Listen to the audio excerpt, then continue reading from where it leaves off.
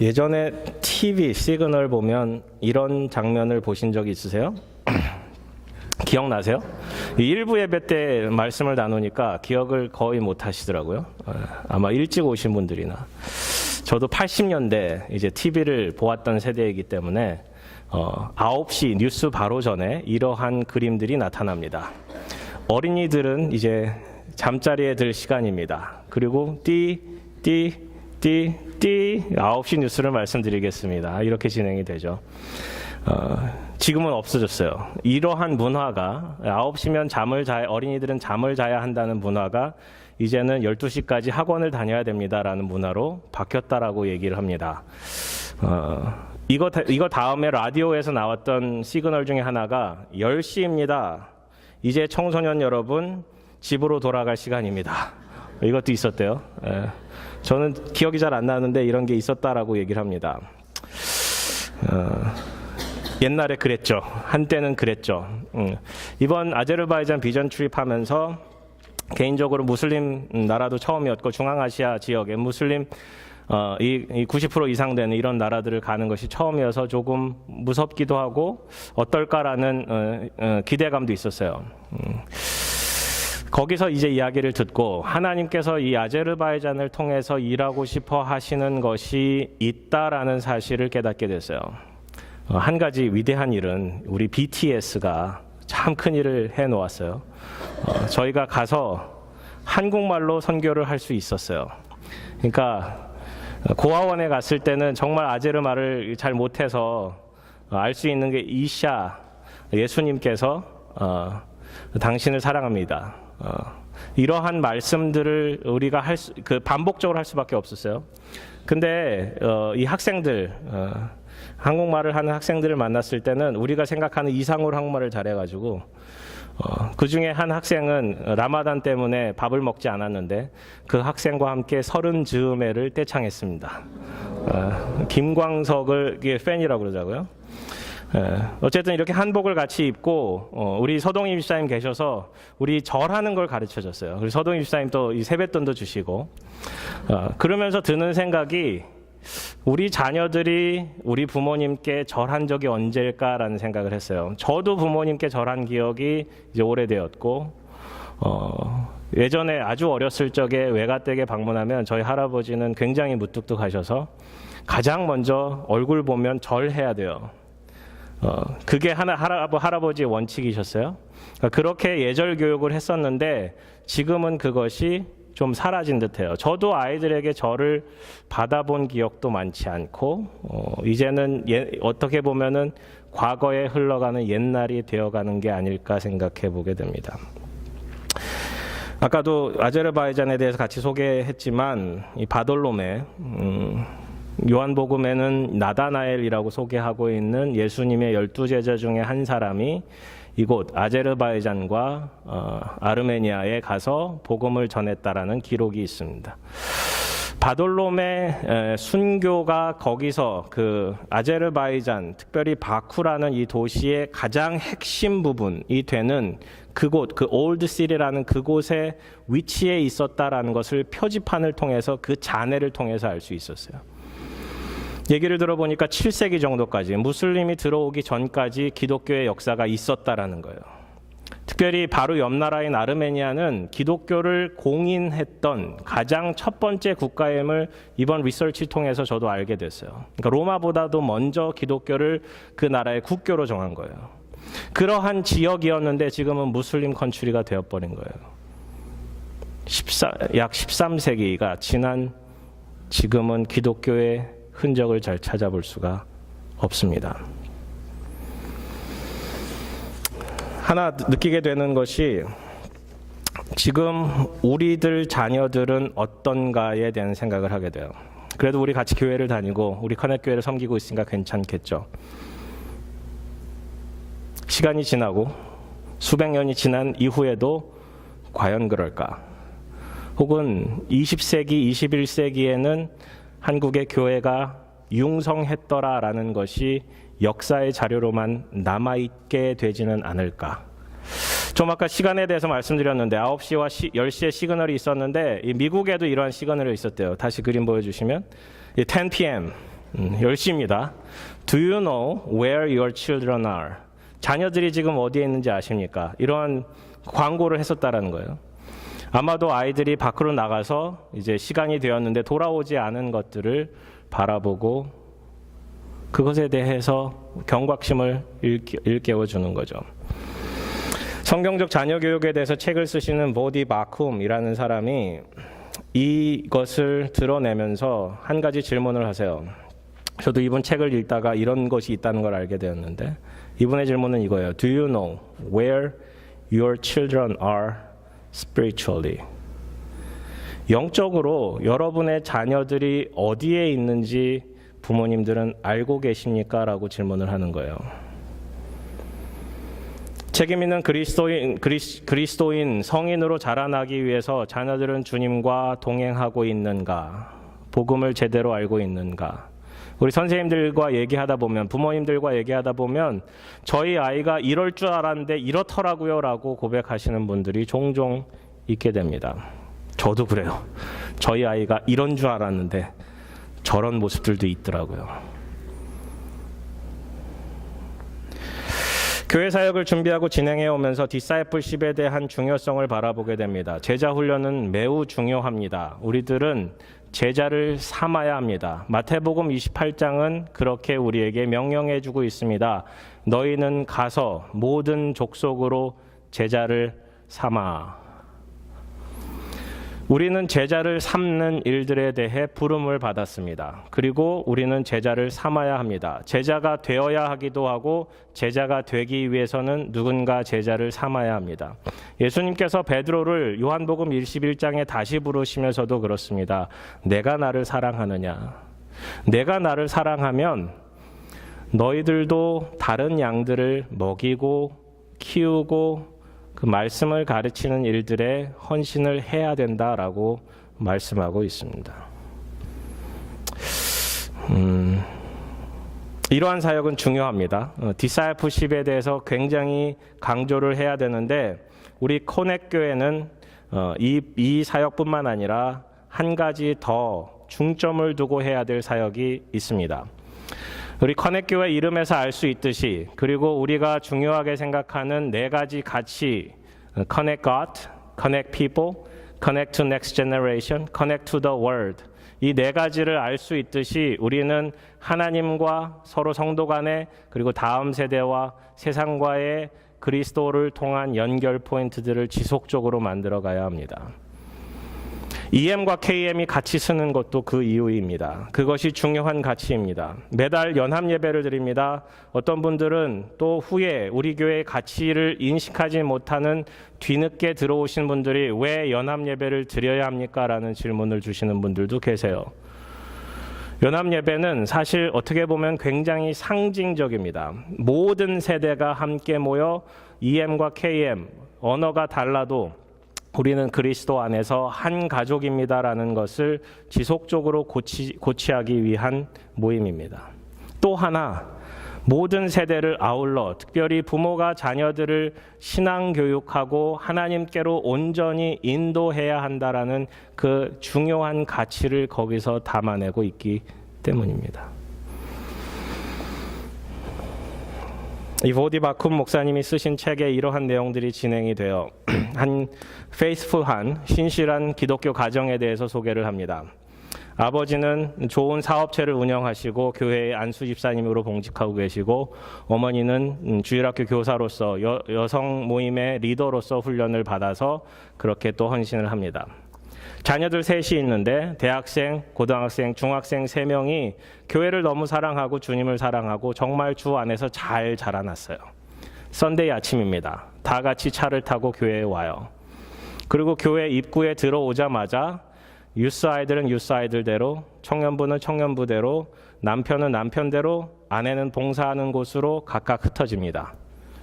그리고 나서 주일날 2시간 혹은 3시간 주일날 예배를 드리고 여러 가지 봉사를 하고 다시 집으로 가기 위해서 입구에서 만나서 차를 타고 집으로 돌아갑니다. 이게 티피컬한 지금 이 시대를 살아가고 있는 크리스찬 패밀리의 썬데이의 모습입니다. 그죠? 뭔가 문제가 있다라고 생각이 들진 않으세요?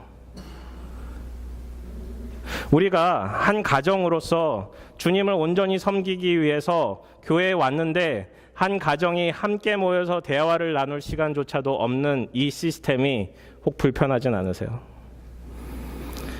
교육학에서 오랫동안 연구하고 있는 것 중에 하나가 그 에이지별로 연구하는 것에 대한 병폐를 드러내기 시작합니다.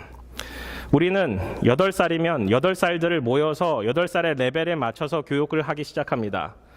학년별 교육을 하기 시작하죠. 이게 12학년 동안 지속되어집니다. 그래서 같은 나이의 친구들과는 허물없이 쉽게 친구가 되지만 세대 간을 넘게 친구가 되어가는, 혹은 나이가 어린 사람과 나이가 많은 사람들과의 쉬운 관계를 맺어가기 어려운 구조를 교육학에서는 지속적으로 만들어내지 않았을까 자책하는 글들도 올라옵니다. 기독교 교육도 똑같아요. 성경에서는 그렇게 얘기하고 있지 않은데, 성경에서는 한 번도 나이별로 수준에 맞게 가르치라라고 말씀하고 있지 않은데 말이죠. 우리는 이것을 문제인식을 가졌으면 좋겠습니다. 이것을 어떻게 바꿀까? 이것을 어떻게 하나님 나라의 가치를 다음 세대에게 온전하게 전해줄 수 있는 일들로 만들어갈 수 있을까? 성경은 지속적으로 이야기합니다. 특별히 구약 성경은 우리에게 이러한 것들을 강조합니다. 부모들이여 자녀를 제자 삼으십시오. 제자에 대해서 주님의 제자가 되는 것도 중요하고 누군가를 제자 삼는 것도 중요한데, 부모님들이여 자녀들을 제자를 삼으십시오라는 일들은 끊임없이 성경에 나타나 있습니다. 말라기 4장 6절에 보시면 엘리야가 이 땅에 다시 올 것인데 그가 아버지의 마음을 자녀에게로 돌이키게 하고 자녀들의 마음을 그들의 아버지에게로 돌이키게 하리라. 돌이키지 아니하면 두렵건대 내가 와서 저주로 그 땅을 칠까 하노라 하시니라. 부모의 세대와 자녀의 세대 간에 마음과 마음의 만남이 있어야 된다는 거예요. 저도 이게 어려워요, 사실은. 자녀 키우면서 마음과 마음을 터놓고 대화를 나누는 게 어려워요. 이제는 랭귀지 배리어도 우리들은 있잖아요. 문화적 차이들도 있잖아요. 우리 아이들이 이런 얘기를 하기 시작해요. 아빠는 몰라.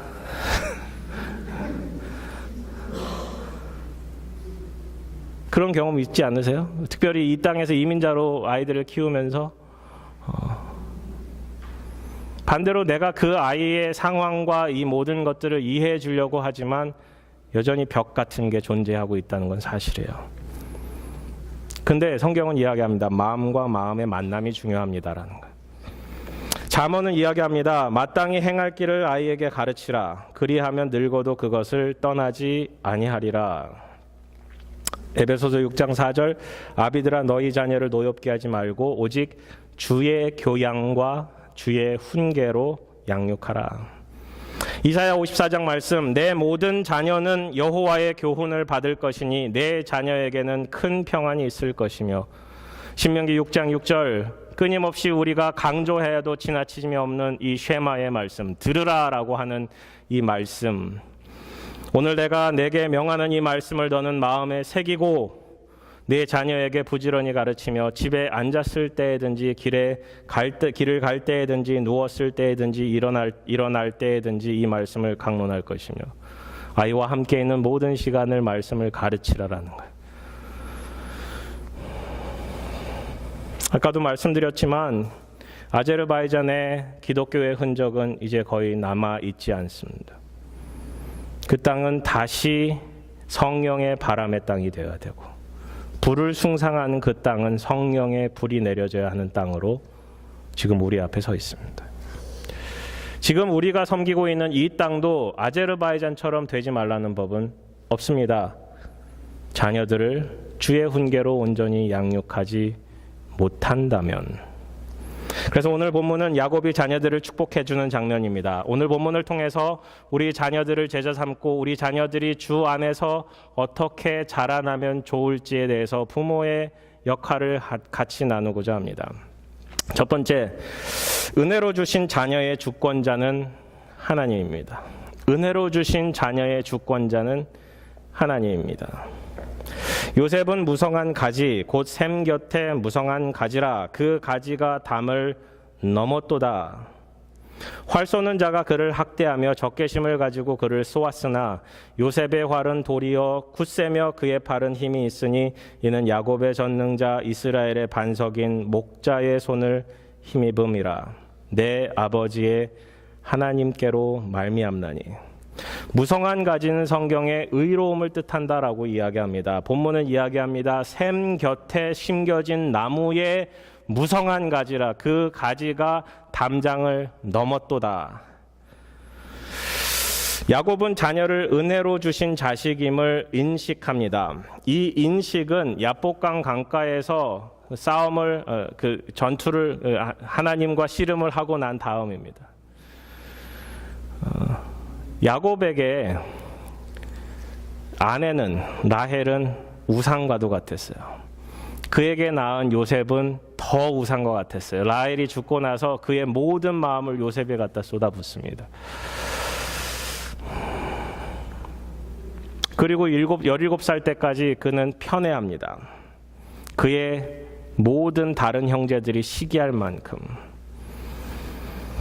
자녀들은 부모의 소유가 아닌데 야곱은 더욱 그랬어요. 그랬기에 하나님께서 요셉을 17살 때 옮기셔서 다른 나라 이집트로 보내셨는지도 모릅니다. 근데 오늘 본문은 요셉을 소유물로 보지 않아요.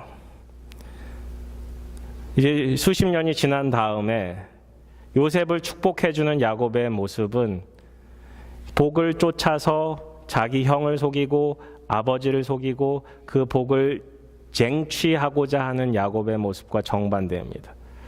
이제 그 복을 나누어주는 사람이 돼요.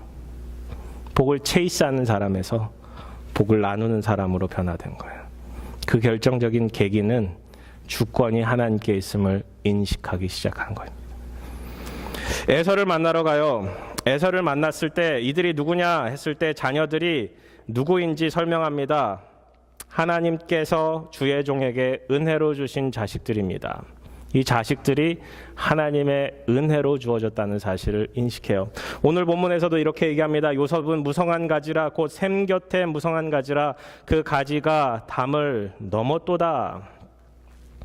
활 쏘는 자가 그를 학대하며 적개심을 가지고 그를 쏘았으나 요셉의 활은 도리어 굳세며 그의 팔은 힘이 있으니 이는 야곱의 전능자 이스라엘의 반석인 목자의 손을 힘입음이라.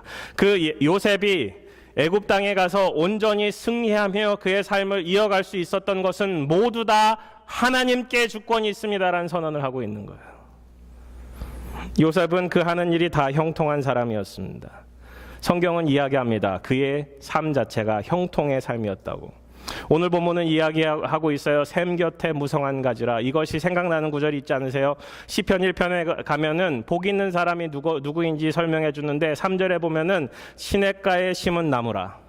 철을 따라 과실을 맺으며 열매를 맺으며 그 잎사귀가 마르지 아니함 같으니 그 행사가 다 그가 하는 모든 일이 다 어떻게 된다고요? 형통하리로다. 이 형통함의 축복이 요셉에게 있었어요. 창세기 39장 가보면은 여호와께서 요셉과 함께 하심으로 그가 어떠한 자가 돼요? 읽어보세요. 노란 글씨로 해놨잖아요. 형통한 자가 되었다고. 애굽 사람의 집에 있는데 그의 주인이 여호와께서 그와 함께 하심을 보며 또 여호와께서 그의 범사에 형통하게 하심을 보았더라. 주권이 누구한테 있어요? 하나님께 있어요. 그의 형통함에 주권이 하나님께 있었었고 하나님께서 그와 함께 계셨다라는 사실을 이야기해 주고 있습니다. 어떻게 요셉은 하나님과 함께 있었을까요? 하나님을 바라보았기 때문에, 하나님을 믿었기 때문에, 하나님께 주권이 있었음을 온전히 고백했기 때문에. 간수장이 그가 감옥에 갇혔을 때도 똑같아요. 여호와께서 요셉과 함께 하심이라. 여호와께서 그를 범사에 형통하게 하셨더라. 우리 자녀들이 요셉과 같은 형통함이 있기를 주님의 이름으로 축원합니다.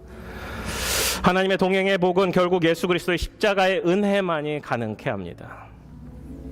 무성한 가지, 샘 곁에 무성한 가지, 시냇가에 심은 나무처럼 과실이 맺혀지고 잎사귀가 마르지 않으며 그 나무가 뻗쳐져서 담장 밖을 넘는 이 복이 우리 자녀들에게 있었으면 좋겠습니다. 활 쏘는 자가 그를 학대하며 그를 적개심을 가지고 그를 쏘아요. 요셉의 활은 그것보다 더 굳세였어요. 그 믿음이 더 굳세였기 때문에 하나님께서 그를 온전히 지켜주시고 하나님께서 그를 온전히 승리케 만드셨어요. 그렇기에 25절의 말씀, 내 아버지의 하나님께로 말미암나니, 이 모든 상황이 내 아버지 하나님 여호와로 말미암는다 선언합니다. 자녀들은 부모의 소유가 아닙니다. 야곱은 그것을 철저히 알았던 것 같아요. 자녀들은 부모의 욕구를 대신 성취해주는 수단도 아닙니다. 부모와 자녀의 역할이 바뀌어서도 안 됩니다. 근데 자녀들이 부모의 소유가 아니라는 사실을 잘 아는데 그게 잘 안 돼요. 그죠? 부모가 욕심이 있게 돼요. 기대를 하게 돼요. 그렇게 해줬으면 라는, 때론 실망도 하게 되고 어려움을 경험하게 됩니다. 폴 트립이라는 목사님은 페어런팅이라는 책에서 부모에 관한 정의를 오너십에서 앰베서더, 하나님의 사명을 맡은 대사로서 전환이 필요하다라고 선언을 합니다. 우리가 자녀를 소유한 것이 아니라 하나님께서 우리에게 자녀를 맡겨주신 거예요. 대사라는 건 누구예요? 앰베서더라는 건 누구예요? 나라를 대표해서 나라 그대로를 전달하는 거예요.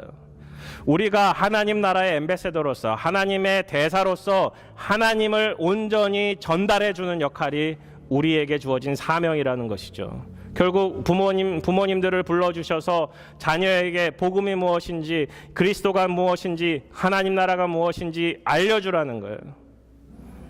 결국 우리의 사명은 거기에 있습니다. 우리가 사명을 맡은 자로서 사명을 주시는 자보다 더 크거나 더 위대하거나 더 지혜롭다 여기지 않고 온전히 우리에게 사명을 맡기신 그분께 나아가 그분께 기도하며 주님이 부어주시는 그 은혜대로 자녀들을 양육하는 그것이라는 것입니다. 좋은 대학이나 어떤 목표를 이룬 것이 성공의 잣대가 아니라 하나님 안에서 얼마나 신실하게 주어진 여건 가운데 주님과 동행하였는가가 잣대의 기준이 되어야 된다는 것이죠. 결국 우리는 선언해야 됩니다. 자녀는 내 것이 아닙니다. 주권이 하나님께 있습니다. 은혜로 주신 자녀이기에 그 주권이 하나님께 있습니다라는 그 고백이 모든 부모님께 있어야 합니다. 두 번째, 복을 선언하십시오. 자녀를 향한 복을 선포하십시오. 이제 복을 선언하는데 25절에 보시면 그가 너를 도우실 것이요 전능자로 말미암나니 그가 내게 복을 주실 것이라 라고 선언합니다. 아들아, 하나님께서 내게 복 주실 거야. 아들은 궁금하겠죠. 어떤 복이요? 어떤 복이요? 야곱은 말씀을 이어갑니다. 어떤 복이 먼저인지 알아? 위로 하늘의 복. 위로 하늘의 복. 아래로 깊은 샘의 복. 젖 먹이는 복, 태의 복. 이 복을 너에게 주기를 원한다. 때로는 우리가 복에 대해서 거부감을 들 때가 있어요. 기복신앙이라는 단어가 우리로 하여금 복을 체이스하지 못하도록 만드는데요. 그것은 성경적이지 않습니다. 기복신앙은 잘못된 거예요. 기복, 이 땅에서의 복을 기대하고 바라보고 그것을 체이스하는 것은 잘못된 거예요. 하지만 우리가 복의 기준이 어디에 있어야 되는가 반드시 알아야 되고 복을 추구하는 삶을 살아야 됩니다. 야곱은 알려줍니다. 어떤 복을 먼저 추구해야 되는가? 하늘의 복입니다. 하늘의 복. 하나님께서 주시는 복. 이 영적인 복, 하늘나라의 복을 추구하는 삶을 사시기를 주님의 이름으로 축원합니다. 우리 자녀에게도 알려주어야 돼요. 어떤 복을 체이스해야 되는지, 돈인지 건강인지 이 세상에 누리는 향락인지 그렇지 않아요. 하나님 나라의 복, 그 하늘의 복을 먼저 우선순위를 두어야 된다라고 야곱은 이야기해주고 있는 거예요. 위로 하늘의 복, 아래로 깊은 샘의 복. 이 샘의 복은 그 당시 끊임없이 샘을 찾아가야 했던 유목민들의 모습들을 알려주는 거죠. 주님께서 이 땅에 기름진 것들, 이 땅에 풍요한 것들을 더해 주실 것이다. 태의 복과 젖 먹이는 복, 다음 세대를 향한 복도 더해 주실 것이다 라고 말씀을 해주고 있어요. 내 아버지의 축복이 내 선조의 축복보다 나아서 영원한 산이 한없음 같이 이 축복이 요셉의 머리로 돌아오며 그 형제 중 뛰어난 자의 정수리로 돌아오리로다. 이 복을 기억하고 이 복을 누리고 이 복을 가지라 선언합니다. 근데 성경에서 뭔가 더해주는 게 있잖아요. excessive한 뭔가 하나 더 더해주는 복은 어떠한 의미를 가지고 있느냐? 그것은 섬김을 위한 거예요.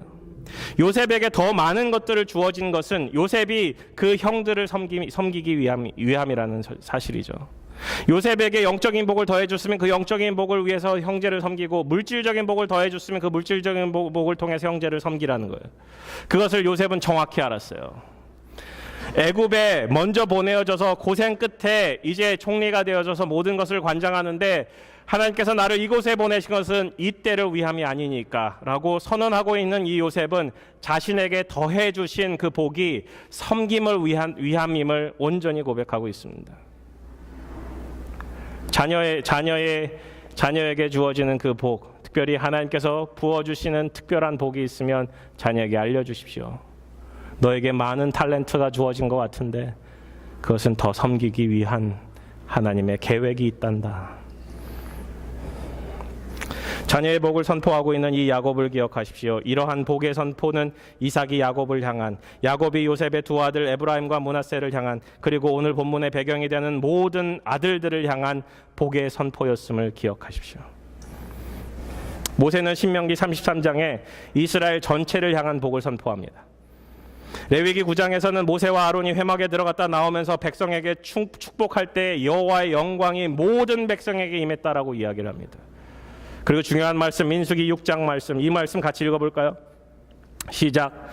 여호와께서 모세에게 말씀하여 이르시되 아론과 그의 아들들에게 말하여 이르기를 너희는 이스라엘 자손을 위하여 이렇게 축복하여 이르되 여호와는 내게 복을 주시고 너를 지키시기를 원하며 여호와는 그의 얼굴을 내게 비추사 은혜 베푸시기를 원하며 여호와는 그의 얼굴을 내게로 향하여 드사 평강 주시기를 원하노라 할지니라 하고 그들은 이같이 내 이름으로 이스라엘 자손에게 축복할지니라 내가 그들에게 복을 주리라. 아멘. 집에 가셔서 자녀에게 축복 기도해 주십시오. 축복을 선언하십시오. 뭘 할지 잘 기억이 나지 않을 때 민수기 6장을 가십시오. 그리고 이 말씀을 읽어주십시오. 여호와는 내게 복을 주시고 너를 지키시기를 원하며 여호와는 그의 얼굴을 내게 비추사 은혜 베푸시기를 원하며 여호와는 그 얼굴을 내게 향하여 드사 평강 주시기를 원하노라. 하나님께서 명하셨잖아요. 모든 백성에게 이 복을 선언하라고. 다윗도 번제와 화목제를 드리기를 마치고 여호와의 이름으로 백성에게 축복했습니다. 제사장들과 레위 사람들이 일어나서 백성을 위하여 축복하며 그 소리가 하늘에 들리고 그 기도가 여호와의 거룩한 처소 하늘에 들렸다라고 이야기합니다. 성경은 끊임없이 이야기합니다. 축복하십시오. 축복하십시오. 축복하십시오. 우리에게 주어진 놀라운 특권입니다. 복을 아끼지 마십시오. 자녀에게 축복을 선언하십시오. 여호와의 이름으로 내게 복이 임하기를 원한다라는 이야기를 끊임없이 하십시오. 저희 가정의 트레디션은 명절 때마다 모여서 가장 높으신 어른이 자녀들을 위해서 축복해 주는 거예요. 할머니가 살아계셨을 땐 할머니를 중심으로 모여서 할머니께서 아드님들에게, 저희 아버지와 저희 큰아버지에게, 그리고 아버지들이 자녀에게 복을 빌어주는 그 기도의 시간이 있었어요. 저는 그게 패밀리 트레디션이라고 여겨져요.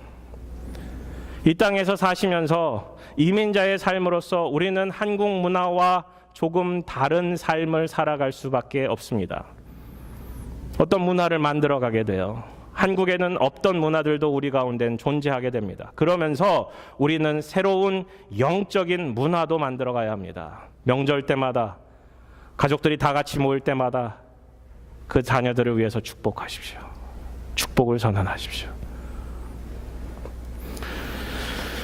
진정한 자녀 사랑이라는 책에서 세 가지 중요한 자녀 교육의 철칙을 알려줍니다. 제가 배운 것 중에 굉장히 중요한 것인데 한번 어플라이 해보십시오. 세 가지. 첫 번째는 눈길입니다. 아이 컨택이죠. 사랑의 눈으로 자녀를 바라보라. 자녀들은 눈으로부터 메시지를 읽기 시작한다. 두 번째는 손길이에요. 터치예요. 그냥 바라만 보지 말고 안아주고 만져주라는 거예요. 세 번째는 집중하는 거예요. 집중적 관심. 그 아이 하나에게 온전히 집중하여서 그 말을 들어주고 말을 해주라는 거예요. 아이들은 사랑을 느끼기 시작한다고요. 진정한 자녀 사랑은 눈길과 손길과 집중적 관심에서부터 시작이 됩니다. 아이들은 부모의 사랑을 거울처럼 받는데요. 아이들이 조건적으로 사랑하면 조건적으로 사랑하기 시작하고요. 무조건적으로 사랑하면 무조건적으로 사랑하기 시작하고, 사랑을 주지 않으면 사랑을 잃어버린다라고 이야기를 합니다. 아이들에게 복을 선포하십시오. 주님의 사랑을 전달해 주십시오. 그리스도의 무조건적 사랑을 그들에게 알려주십시오. 세 번째, 가족 구성원 전체의 축복과 은혜를 나누십시오. 베냐민은 물어뜯는 일이라 아침에는 빼앗은 것을 먹고 저녁에는 움킨 것을 나누리로다. 이들은 이스라엘의 12지파라. 이와 같이 그들의 아버지가 그들에게 말하고 그들에게 축복하였으니 곧 그들 각 사람의 분량대로 축복하였더라. 이게 축복이라고 쓰고 있어요. 각 사람에게 12지파에게 12지파의 우두머리가 되는 각 자녀들에게 축복해주고 있어요. 근데 자세히 살펴보시면 창세기 49장에 축복 같지 않은 축복이 있어요. 여기서는 베냐민 지파의 용맹스러움, 그의 군사적 탁월성에 대해서 예언적 축복을 하고 있어요.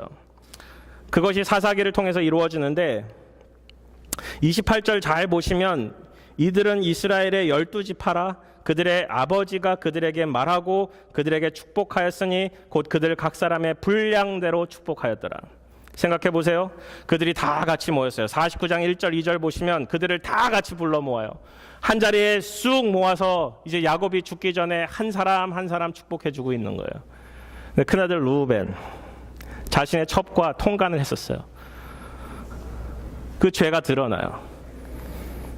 시몬과 레위, 세겜 사람들을 무차별 학살했던 이야기들을 끄집어냅니다.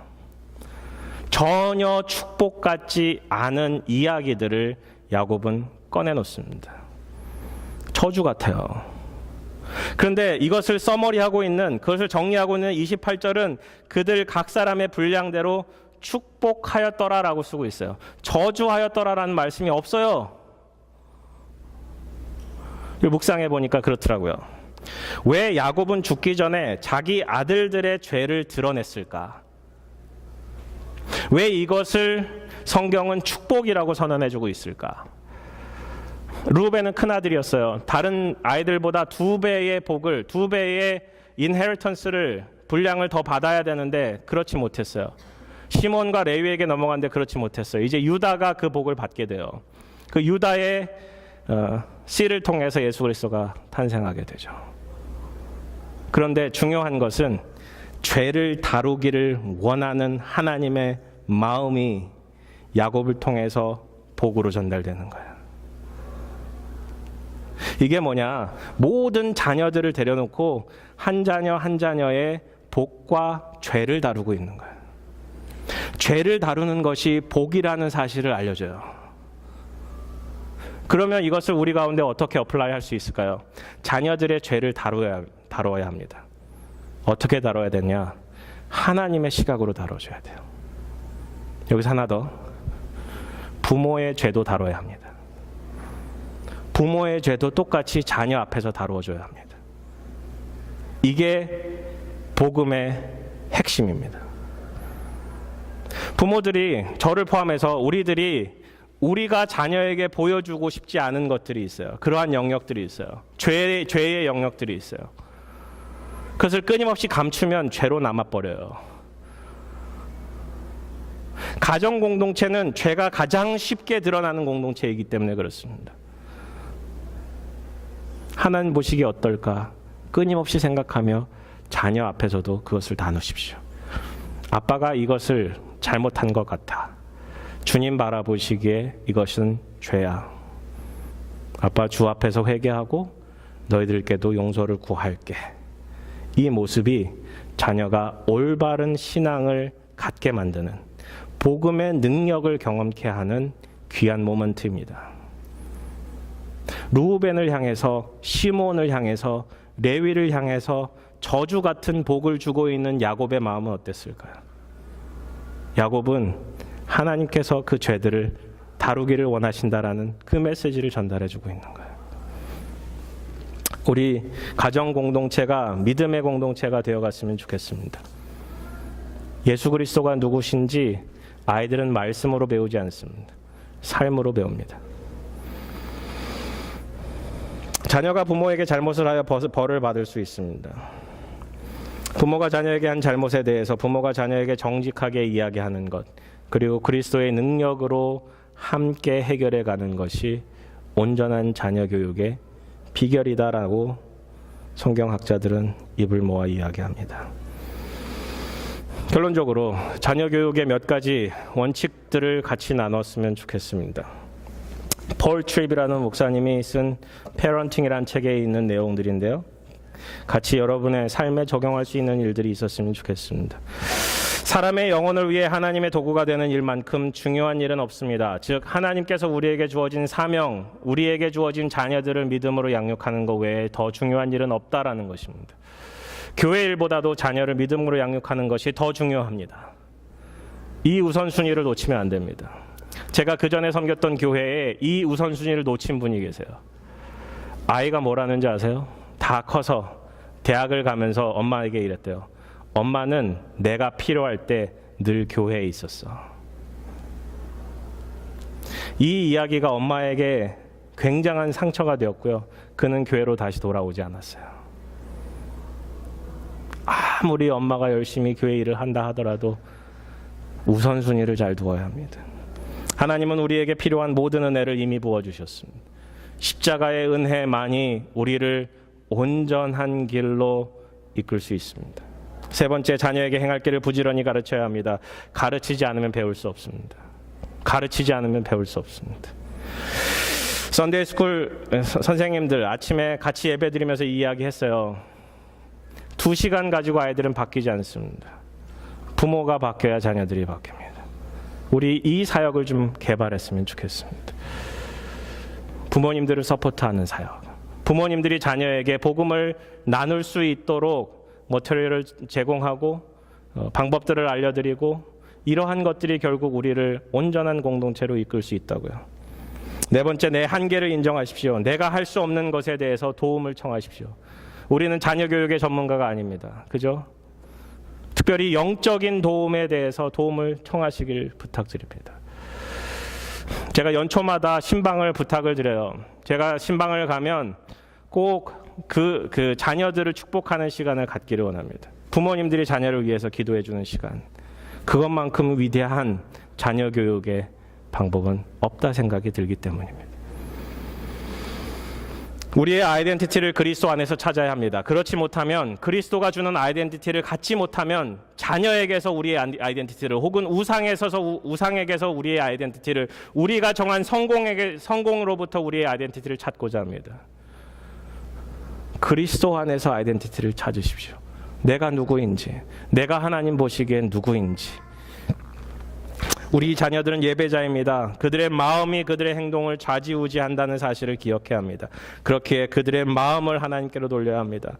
오직 하나님의 은혜만이 우리의 부족함과 실수를 회복할 수 있습니다. 그렇기에 우리는 끊임없이 주님 앞에 나아가야 기도해야 합니다.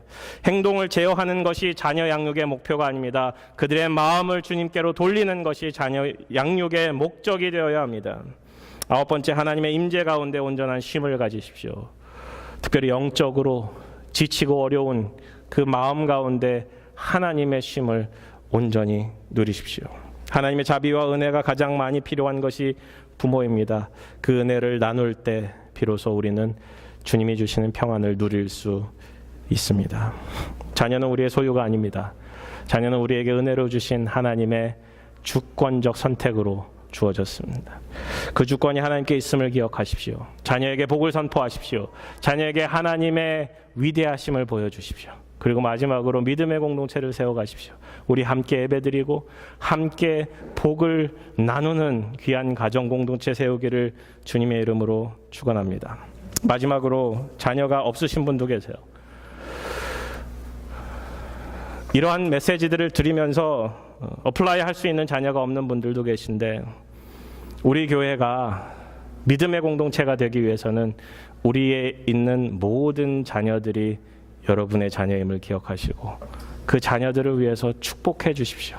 그들에게 끊임없이 그리스도의 사랑을 전해 주십시오. 같이 기도드리시겠습니다. 하나님 아버지, 저희에게 가정을 주셔서 감사합니다. 가정 공동체를 주셔서 주님께서 주시는 그 은혜를 누릴 수 있도록 인도해 주신 것 감사드립니다. 주님을 온전히 찬양하기를 원합니다.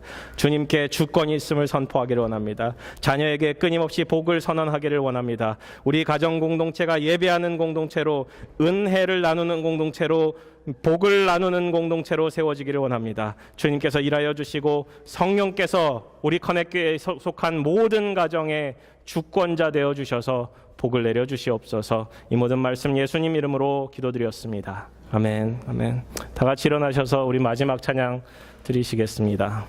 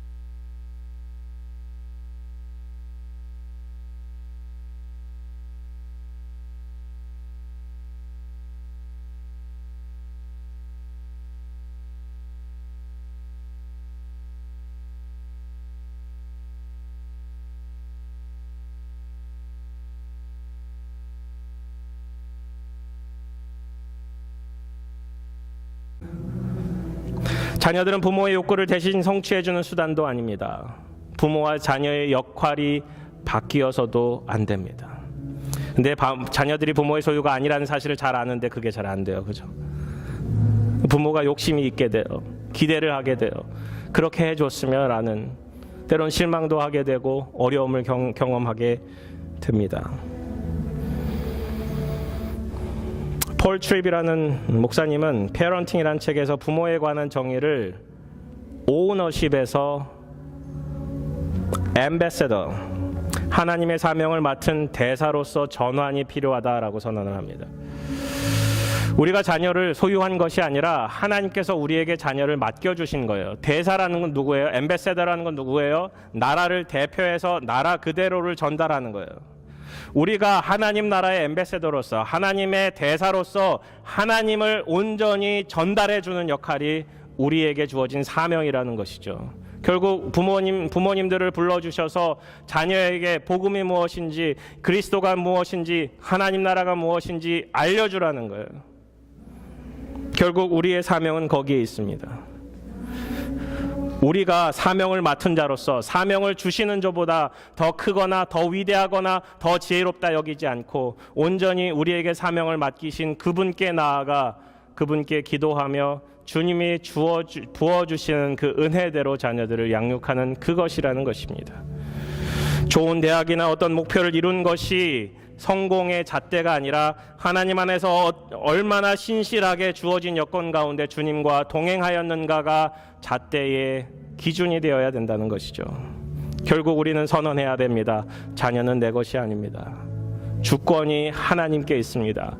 은혜로 주신 자녀이기에 그 주권이 하나님께 있습니다라는 그 고백이 모든 부모님께 있어야 합니다. 두 번째, 복을 선언하십시오. 자녀를 향한 복을 선포하십시오. 이제 복을 선언하는데 25절에 보시면 그가 너를 도우실 것이요 전능자로 말미암나니 그가 내게 복을 주실 것이라 라고 선언합니다. 아들아, 하나님께서 내게 복 주실 거야. 아들은 궁금하겠죠. 어떤 복이요? 어떤 복이요? 야곱은 말씀을 이어갑니다. 어떤 복이 먼저인지 알아? 위로 하늘의 복. 위로 하늘의 복. 아래로 깊은 샘의 복. 젖 먹이는 복, 태의 복. 이 복을 너에게 주기를 원한다. 때로는 우리가 복에 대해서 거부감을 들 때가 있어요. 기복신앙이라는 단어가 우리로 하여금 복을 체이스하지 못하도록 만드는데요. 그것은 성경적이지 않습니다. 기복신앙은 잘못된 거예요. 기복, 이 땅에서의 복을 기대하고 바라보고 그것을 체이스하는 것은 잘못된 거예요. 하지만 우리가 복의 기준이 어디에 있어야 되는가 반드시 알아야 되고 복을 추구하는 삶을 살아야 됩니다. 야곱은 알려줍니다. 어떤 복을 먼저 추구해야 되는가? 하늘의 복입니다. 하늘의 복. 하나님께서 주시는 복, 이 영적인 복, 하늘나라의 복을 추구하는 삶을 사시기를 주님의 이름으로 축원합니다. 우리 자녀에게도 알려주어야 돼요. 어떤 복을 체이스해야 되는지, 돈인지 건강인지 이 세상에 누리는 향락인지 그렇지 않아요. 하나님 나라의 복, 그 하늘의 복을 먼저 우선순위를 두어야 된다라고 야곱은 이야기해주고 있는 거예요. 위로 하늘의 복, 아래로 깊은 샘의 복. 이 샘의 복은 그 당시 끊임없이 샘을 찾아가야 했던 유목민들의 모습들을 알려주는 거죠. 주님께서 이 땅에 기름진 것들, 이 땅에 풍요한 것들을 더해 주실 것이다. 태의 복과 젖 먹이는 복, 다음 세대를 향한 복도 더해 주실 것이다 라고 말씀을 해주고 있어요. 내 아버지의 축복이 내 선조의 축복보다 나아서 영원한 산이 한없음 같이 이 축복이 요셉의 머리로 돌아오며 그 형제 중 뛰어난 자의 정수리로 돌아오리로다. 이 복을 기억하고 이 복을 누리고 이 복을 가지라 선언합니다. 근데 성경에서 뭔가 더해주는 게 있잖아요. excessive한 뭔가 하나 더 더해주는 복은 어떠한 의미를 가지고 있느냐? 그것은 섬김을 위한 거예요. 요셉에게 더 많은 것들을 주어진 것은 요셉이 그 형들을 섬기기 위함이라는 사실이죠. 요셉에게 영적인 복을 더해줬으면 그 영적인 복을 위해서 형제를 섬기고, 물질적인 복을 더해줬으면 그 물질적인 복을 통해서 형제를 섬기라는 거예요. 그것을 요셉은 정확히 알았어요. 애굽에 먼저 보내어져서 고생 끝에 이제 총리가 되어져서 모든 것을 관장하는데, 하나님께서 나를 이곳에 보내신 것은 이때를 위함이 아니니까 라고 선언하고 있는 이 요셉은 자신에게 더해 주신 그 복이 섬김을 위함임을 온전히 고백하고 있습니다. 자녀에게 주어지는 그 복, 특별히 하나님께서 부어주시는 특별한 복이 있으면 자녀에게 알려주십시오. 너에게 많은 탤런트가 주어진 것 같은데 그것은 더 섬기기 위한 하나님의 계획이 있단다. 자녀의 복을 선포하고 있는 이 야곱을 기억하십시오. 이러한 복의 선포는 이삭이 야곱을 향한, 야곱이 요셉의 두 아들 에브라임과 므낫세를 향한, 그리고 오늘 본문의 배경이 되는 모든 아들들을 향한 복의 선포였음을 기억하십시오. 모세는 신명기 33장에 이스라엘 전체를 향한 복을 선포합니다. 레위기 9장에서는 모세와 아론이 회막에 들어갔다 나오면서 백성에게 축복할 때 여호와의 영광이 모든 백성에게 임했다라고 이야기를 합니다. 그리고 중요한 말씀, 민수기 6장 말씀, 이 말씀 같이 읽어볼까요? 시작. 여호와께서 모세에게 말씀하여 이르시되 아론과 그의 아들들에게 말하여 이르기를 너희는 이스라엘 자손을 위하여 이렇게 축복하여 이르되 여호와는 내게 복을 주시고 너를 지키시기를 원하며 여호와는 그의 얼굴을 내게 비추사 은혜 베푸시기를 원하며 여호와는 그의 얼굴을 내게로 향하여 드사 평강 주시기를 원하노라 할지니라 하고 그들은 이같이 내 이름으로 이스라엘 자손에게 축복할지니라 내가 그들에게 복을 주리라. 아멘. 집에 가셔서 자녀에게 축복 기도해 주십시오. 축복을 선언하십시오. 뭘 할지 잘 기억이 나지 않을 때 민수기 6장을 가십시오. 그리고 이 말씀을 읽어주십시오. 여호와는 내게 복을 주시고 너를 지키시기를 원하며 여호와는 그의 얼굴을 내게 비추사 은혜 베푸시기를 원하며 여호와는 그 얼굴을 내게 향하여 드사 평강 주시기를 원하노라. 하나님께서 명하셨잖아요. 모든 백성에게 이 복을 선언하라고. 다윗도 번제와 화목제를 드리기를 마치고 여호와의 이름으로 백성에게 축복했습니다. 제사장들과 레위 사람들이 일어나서 백성을 위하여 축복하며 그 소리가 하늘에 들리고 그 기도가 여호와의 거룩한 처소 하늘에 들렸다라고 이야기합니다. 성경은 끊임없이 이야기합니다. 축복하십시오. 축복하십시오. 축복하십시오. 우리에게 주어진 놀라운 특권입니다. 복을 아끼지 마십시오. 자녀에게 축복을 선언하십시오. 여호와의 이름으로 내게 복이 임하기를 원한다라는 이야기를 끊임없이 하십시오. 저희 가정의 트레디션은 명절 때마다 모여서 가장 높으신 어른이 자녀들을 위해서 축복해 주는 거예요. 할머니가 살아계셨을 땐 할머니를 중심으로 모여서 할머니께서 아드님들에게, 저희 아버지와 저희 큰아버지에게, 그리고 아버지들이 자녀에게 복을 빌어주는 그 기도의 시간이 있었어요. 저는 그게 패밀리 트레디션이라고 여겨져요. 이 땅에서 사시면서 이민자의 삶으로서 우리는 한국 문화와 조금 다른 삶을 살아갈 수밖에 없습니다. 어떤 문화를 만들어가게 돼요. 한국에는 없던 문화들도 우리 가운데는 존재하게 됩니다. 그러면서 우리는 새로운 영적인 문화도 만들어가야 합니다. 명절 때마다 가족들이 다 같이 모일 때마다 그 자녀들을 위해서 축복하십시오. 축복을 선언하십시오. 진정한 자녀 사랑이라는 책에서 세 가지 중요한 자녀 교육의 철칙을 알려줍니다. 제가 배운 것 중에 굉장히 중요한 것인데 한번 어플라이 해보십시오. 세 가지. 첫 번째는 눈길입니다. 아이 컨택이죠. 사랑의 눈으로 자녀를 바라보라. 자녀들은 눈으로부터 메시지를 읽기 시작한다. 두 번째는 손길이에요. 터치예요. 그냥 바라만 보지 말고 안아주고 만져주라는 거예요. 세 번째는 집중하는 거예요. 집중적 관심. 그 아이 하나에게 온전히 집중하여서 그 말을 들어주고 말을 해주라는 거예요. 아이들은 사랑을 느끼기 시작한다고요. 진정한 자녀 사랑은 눈길과 손길과 집중적 관심에서부터 시작이 됩니다. 아이들은 부모의 사랑을 거울처럼 받는데요. 아이들이 조건적으로 사랑하면 조건적으로 사랑하기 시작하고요. 무조건적으로 사랑하면 무조건적으로 사랑하기 시작하고, 사랑을 주지 않으면 사랑을 잃어버린다라고 이야기를 합니다. 아이들에게 복을 선포하십시오. 주님의 사랑을 전달해 주십시오. 그리스도의 무조건적 사랑을 그들에게 알려주십시오. 세 번째, 가족 구성원 전체의 축복과 은혜를 나누십시오. 베냐민은 물어뜯는 일이라 아침에는 빼앗은 것을 먹고 저녁에는 움킨 것을 나누리로다. 이들은 이스라엘의 12지파라. 이와 같이 그들의 아버지가 그들에게 말하고 그들에게 축복하였으니 곧 그들 각 사람의 분량대로 축복하였더라. 이게 축복이라고 쓰고 있어요. 각 사람에게 12지파에게 12지파의 우두머리가 되는 각 자녀들에게 축복해주고 있어요. 근데 자세히 살펴보시면 창세기 49장에 축복 같지 않은 축복이 있어요.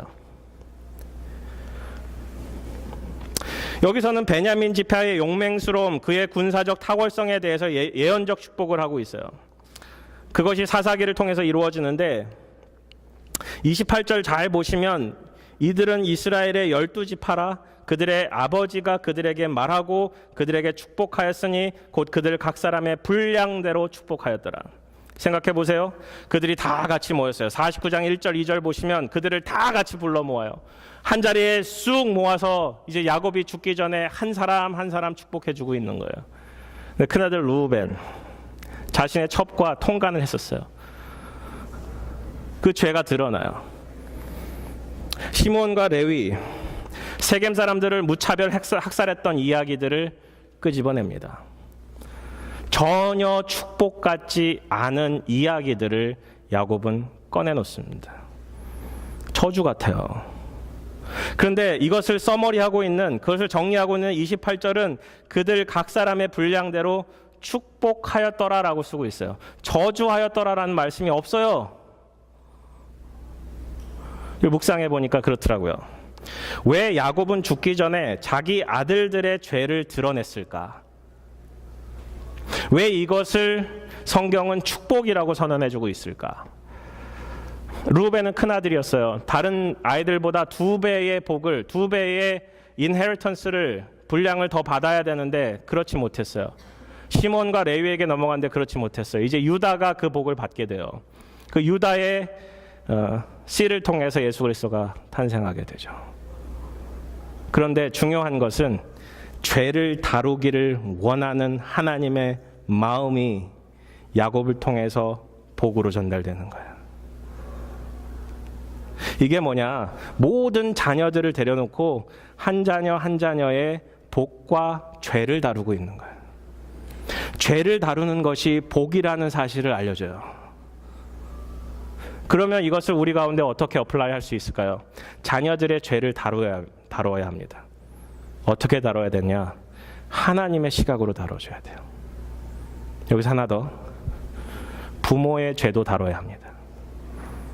부모의 죄도 똑같이 자녀 앞에서 다루어줘야 합니다. 이게 복음의 핵심입니다. 부모들이, 저를 포함해서 우리가 자녀에게 보여주고 싶지 않은 것들이 있어요. 그러한 영역들이 있어요. 죄의 영역들이 있어요. 그것을 끊임없이 감추면 죄로 남아버려요. 가정 공동체는 죄가 가장 쉽게 드러나는 공동체이기 때문에 그렇습니다. 하나님 보시기에 어떨까? 끊임없이 생각하며 자녀 앞에서도 그것을 나누십시오. 아빠가 이것을 잘못한 것 같아. 주님 바라보시기에 이것은 죄야. 아빠 주 앞에서 회개하고 너희들께도 용서를 구할게. 이 모습이 자녀가 올바른 신앙을 갖게 만드는, 복음의 능력을 경험케 하는 귀한 모먼트입니다. 루벤을 향해서, 시몬을 향해서, 레위를 향해서 저주 같은 복을 주고 있는 야곱의 마음은 어땠을까요? 야곱은 하나님께서 그 죄들을 다루기를 원하신다라는 그 메시지를 전달해주고 있는 거예요. 우리 가정 공동체가 믿음의 공동체가 되어갔으면 좋겠습니다. 예수 그리스도가 누구신지 아이들은 말씀으로 배우지 않습니다. 삶으로 배웁니다. 자녀가 부모에게 잘못을 하여 벌을 받을 수 있습니다. 부모가 자녀에게 한 잘못에 대해서 부모가 자녀에게 정직하게 이야기하는 것, 그리고 그리스도의 능력으로 함께 해결해 가는 것이 온전한 자녀 교육의 비결이다라고 성경학자들은 입을 모아 이야기합니다. 결론적으로 자녀 교육의 몇 가지 원칙들을 같이 나눴으면 좋겠습니다. 폴 트립이라는 목사님이 쓴 페런팅이라는 책에 있는 내용들인데요. 같이 여러분의 삶에 적용할 수 있는 일들이 있었으면 좋겠습니다. 사람의 영혼을 위해 하나님의 도구가 되는 일만큼 중요한 일은 없습니다. 즉 하나님께서 우리에게 주어진 사명, 우리에게 주어진 자녀들을 믿음으로 양육하는 것 외에 더 중요한 일은 없다라는 것입니다. 교회 일보다도 자녀를 믿음으로 양육하는 것이 더 중요합니다. 이 우선순위를 놓치면 안 됩니다. 제가 그 전에 섬겼던 교회에 이 우선순위를 놓친 분이 계세요. 아이가 뭐라는지 아세요? 다 커서 대학을 가면서 엄마에게 이랬대요. 엄마는 내가 필요할 때 늘 교회에 있었어. 이 이야기가 엄마에게 굉장한 상처가 되었고요. 그는 교회로 다시 돌아오지 않았어요. 아무리 엄마가 열심히 교회 일을 한다 하더라도 우선순위를 잘 두어야 합니다. 하나님은 우리에게 필요한 모든 은혜를 이미 부어주셨습니다. 십자가의 은혜만이 우리를 온전한 길로 이끌 수 있습니다. 세 번째, 자녀에게 행할 길을 부지런히 가르쳐야 합니다. 가르치지 않으면 배울 수 없습니다. 가르치지 않으면 배울 수 없습니다. 선데이 스쿨 선생님들 아침에 같이 예배 드리면서 이야기했어요. 2시간 가지고 아이들은 바뀌지 않습니다. 부모가 바뀌어야 자녀들이 바뀝니다. 우리 이 사역을 좀 개발했으면 좋겠습니다. 부모님들을 서포트하는 사역. 부모님들이 자녀에게 복음을 나눌 수 있도록 머티리얼을 제공하고 방법들을 알려드리고 이러한 것들이 결국 우리를 온전한 공동체로 이끌 수 있다고요. 네 번째, 내 한계를 인정하십시오. 내가 할 수 없는 것에 대해서 도움을 청하십시오. 우리는 자녀 교육의 전문가가 아닙니다. 그죠? 특별히 영적인 도움에 대해서 도움을 청하시길 부탁드립니다. 제가 연초마다 신방을 부탁을 드려요. 제가 신방을 가면 꼭 그 자녀들을 축복하는 시간을 갖기를 원합니다. 부모님들이 자녀를 위해서 기도해 주는 시간. 그것만큼 위대한 자녀 교육의 방법은 없다 생각이 들기 때문입니다. 우리의 아이덴티티를 그리스도 안에서 찾아야 합니다. 그렇지 못하면 그리스도가 주는 아이덴티티를 갖지 못하면 자녀에게서 우리의 아이덴티티를 혹은 우상에게서 우리의 아이덴티티를 우리가 정한 성공으로부터 우리의 아이덴티티를 찾고자 합니다. 그리스도 안에서 아이덴티티를 찾으십시오. 내가 누구인지, 내가 하나님 보시기엔 누구인지. 우리 자녀들은 예배자입니다. 그들의 마음이 그들의 행동을 좌지우지한다는 사실을 기억해야 합니다. 그렇기에 그들의 마음을 하나님께로 돌려야 합니다. 오직 하나님의 은혜만이 우리의 부족함과 실수를 회복할 수 있습니다. 그렇기에 우리는 끊임없이 주님 앞에 나아가야 기도해야 합니다. 행동을 제어하는 것이 자녀 양육의 목표가 아닙니다. 그들의 마음을 주님께로 돌리는 것이 자녀 양육의 목적이 되어야 합니다. 9번째, 하나님의 임재 가운데 온전한 쉼을 가지십시오. 특별히 영적으로 지치고 어려운 그 마음 가운데 하나님의 쉼을 온전히 누리십시오. 하나님의 자비와 은혜가 가장 많이 필요한 것이 부모입니다. 그 은혜를 나눌 때 비로소 우리는 주님이 주시는 평안을 누릴 수 있습니다. 자녀는 우리의 소유가 아닙니다. 자녀는 우리에게 은혜로 주신 하나님의 주권적 선택으로 주어졌습니다. 그 주권이 하나님께 있음을 기억하십시오. 자녀에게 복을 선포하십시오. 자녀에게 하나님의 위대하심을 보여주십시오. 그리고 마지막으로 믿음의 공동체를 세워가십시오. 우리 함께 예배드리고 함께 복을 나누는 귀한 가정 공동체 세우기를 주님의 이름으로 축원합니다. 마지막으로 자녀가 없으신 분도 계세요.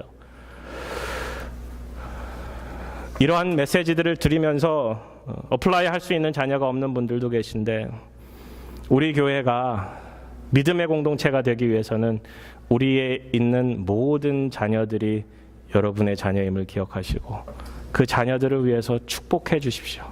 그들에게 끊임없이 그리스도의 사랑을 전해 주십시오. 같이 기도드리시겠습니다.